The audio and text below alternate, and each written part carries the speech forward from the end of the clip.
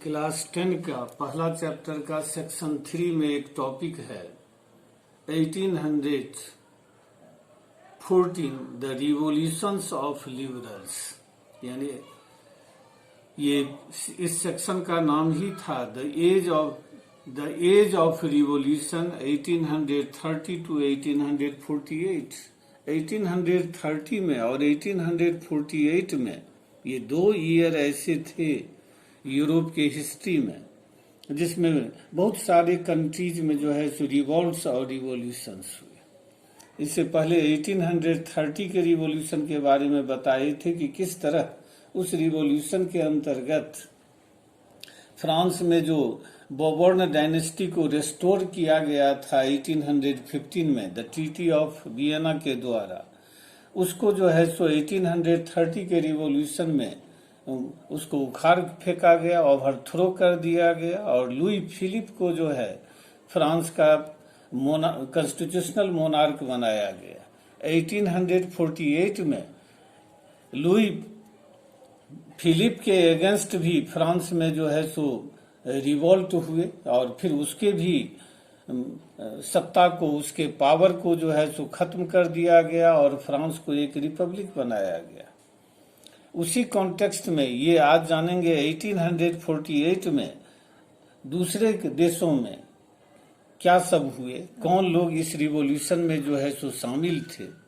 तो 1848 वह साल था जब बहुत सारे देशों में, स्पेशली जो ईस्टर्न यूरोप और सेंट्रल यूरोप के जो कंट्रीज थे, उन देशों में जो है उन देशों में से बहुत सारे देशों में रिवॉल्ट्स और रिवॉल्यूशन हुए।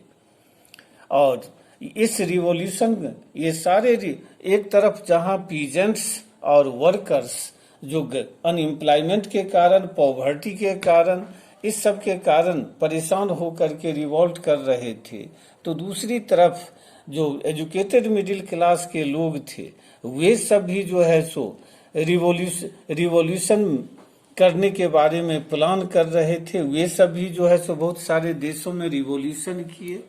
ये लोग एक फ्री नेशन स्टेट जो यूरोप के देश अभी तक नहीं बने थे, स्पेशली उन देशों के जो एजुकेटेड मिडिल क्लास थे, वे सब अपने आप को ऑर्गेनाइज किए और जैसे Germany, Italy, Poland, Austro Hungarian empire, इस सब में जो है सो एजुकेटेड मिडिल क्लास के लोग जो है सो ऑर्गेनाइज अपने आप को किए और ये लोग रिवॉल्यूशन का प्लान बनाने लगे। इन लोगों का जो मेन डिमांड था वो था कॉन्स्टिट्यूशनलिज्म, यानी कि कंट्री में एक कॉन्स्टिट्यूशन होना चाहिए, कॉन्स्टिट्यूशन के रूल और रेगुलेशन के हिसाब से गवर्नमेंट को काम करना चाहिए।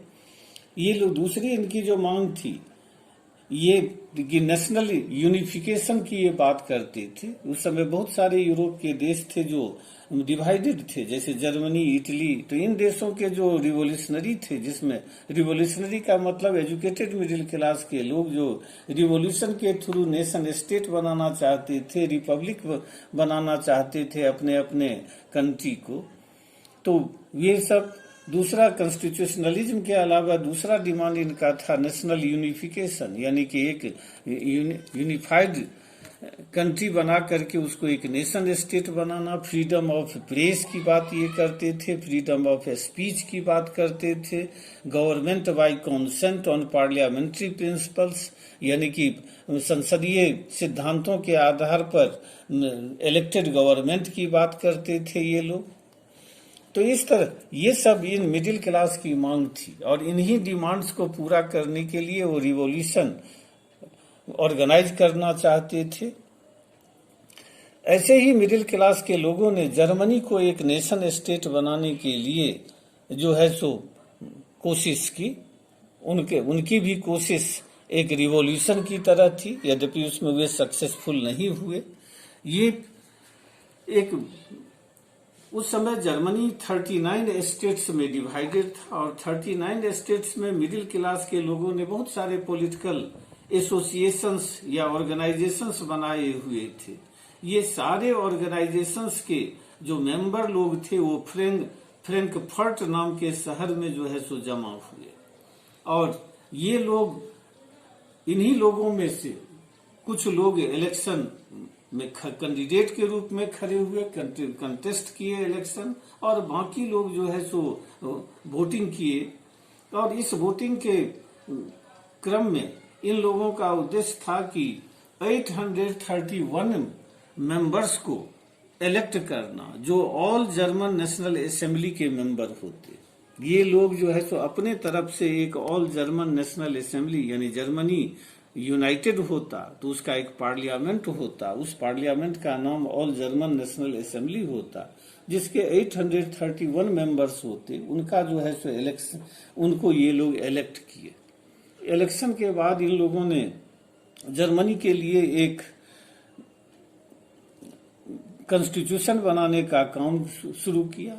और लेकिन इनके साथ समस्या यह थी कि इस ऑल जर्मन नेशनल असेंबली का कोई अपना परमानेंट बिल्डिंग नहीं था, इसीलिए फ्रैंकफर्ट के सेंट पॉल चर्च के हॉल को इन्होंने जो है सो अपना पार्लियामेंट हाउस के रूप में बनाया, और वहीं जो है सो इनकी मीटिंग शुरू हुई। और इस मीटिंग के दौरान एक जर्मनी के लिए कॉन्स्टिट्यूशन बनाने का काम इन्होंने शुरू किया। कॉन्स्टिट्यूशन बन करके तैयार हो गया। इन लोगों का प्लान था कि जर्मनी जब एक यूनिफाइड जर्मनी बन जाएगा, एक नेशन स्टेट बन जाएगा, तो उस स्थिति में जो है सो यह एक कॉन्स्टिट्यूशनल मोनार्क होगा यहाँ। और इस कॉन्स्टिट्यूशनल मोनार्क के रूप में उन्होंने यह फैसला किया कि प्रशिया का जो मोनार्क है फ्रेडरिक विल्हेम फोर्थ, उनको जो है सो ऑफर किया जाए कि वे जो है सो कॉन्स्टिट्यूशनल मोनार्क बने यूनिफाइड जर्मनी का। ये प्रपोजल लेकर के एक प्रोसेशन के रूप में मार्च करते हुए ये 831 मेंबर जो थे ऑल जर्मन नेशनल असेंबली के, वे प्रशिया के मोनार्क तक पहुंचे। लेकिन मोनार्क जो है सो उनके प्रपोजल को रिजेक्ट कर दिया। दूसरे, यह जो पार्लियामेंट था, इसमें मिडिल क्लास के लोगों की भरमार थी, जो कि वर्कर्स और आर्टिजन के राइट्स को डिनाई किए, उनके मांगों को जो है सो का विरोध किए। ये लोग जो है सो कॉन्स्टिट्यूशन के थ्रू जो है सो उनको वोटिंग राइट्स जो है सो नहीं दिए। ये इस तरह। और जब इधर प्रशिया का मोनार्क दूसरे मोनार्क के साथ मिल करके इन लोगों को वहां से मिलिट्री के बल पर हटाया। ये पार्लियामेंट इसलिए असफल हुआ, इनकी मिडिल क्लास की यह कोशिश इसलिए असफल हुई क्योंकि इसमें गरीब लोगों को जो है सो उनके अधिकारों से वंचित कर दिया गया, औरतों को भी उनके अधिकार से वंचित कर दिया गया। इस तरह इनकी कोशिश जो है सो असफल हो गई।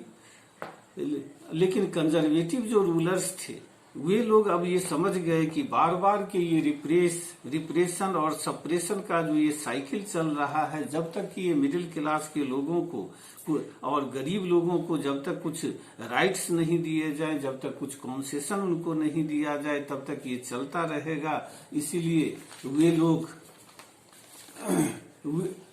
लोग जो है सो कुछ सुधार करना शुरू किए। जैसे रसिया में ऑस्ट्रिया हंगेरियन एम्पायर में ये लोग जो है सो सर्फडम को, बॉन्डेड लेबर सिस्टम को, इस सब को जो है सो समाप्त कर दिए। और इस तरह मेटरनिक के द्वारा जो कंजर्वेटिज्म को बढ़ावा दिया जा रहा था, उसको समाप्त कर दिया गया। अब जो है सो उसके जगह पर जो है सो लिबरलिज्म का आइडियोलॉजी को जो है सो प्रमोट किया गया।